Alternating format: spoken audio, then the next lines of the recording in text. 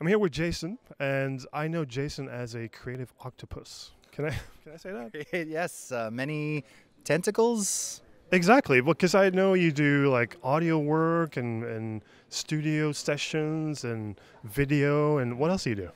Well, yeah, so in the last year and a half or so, really, I've gotten very much into documentary-style filmmaking through my colleague Terry White, landscape photography, found that I had a passion for that. So, yeah, it's amazing how creativity just sort of finds new ways of developing when you sort of get tired of doing the things you've always done, which still are interesting, but always looking for new avenues and new things to do. So, yeah.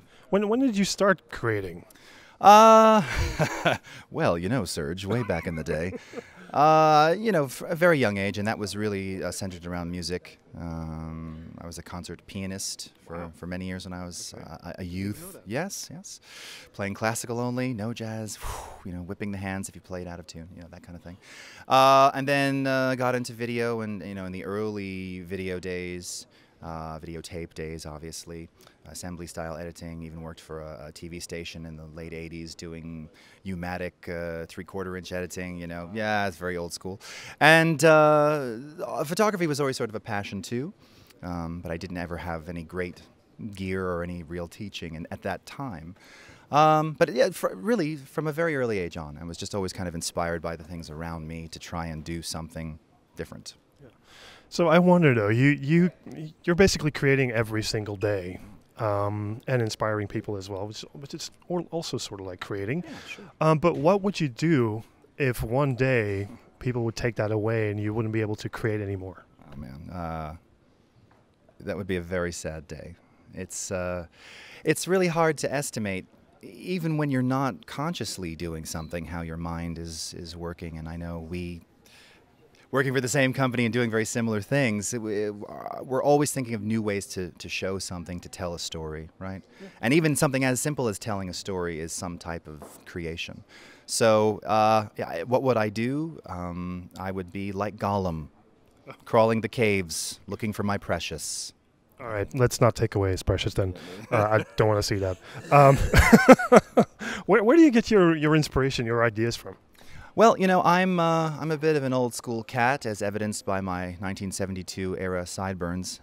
So I actually like to watch old films. I like to watch old international films, old Bollywood movies, as you know.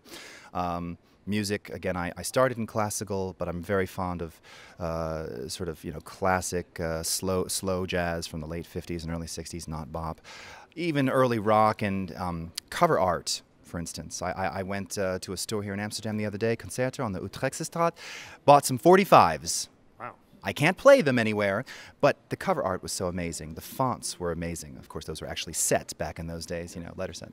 But I visually take pictures of things to try and find inspiring ideas or just something. Colors, light, shadows, people, all of these things in some way or another tend to inspire me. And seeing customers and meeting our users and interfacing with them directly always provides some kind of inspiration. Cool. Now, Amsterdam is sort of like a second home almost. Absolutely, absolutely. I mean, you're around here, so Around will here you be so back? Much and lived here. Well, yes. It was wonderful coming back this time, although for a very brief period. So I will be back at IBC in September. Mm-hmm. And hopefully, perhaps we'll do another tour sometime then. Otherwise, it'll be probably exactly a year from today, which you just told me. Yeah. Exactly 1 year ago, we were in the same spot, actually over there, doing the very same thing. Yep. So it's great to see you, brother. Oh, yes. Hug it out. See you next year.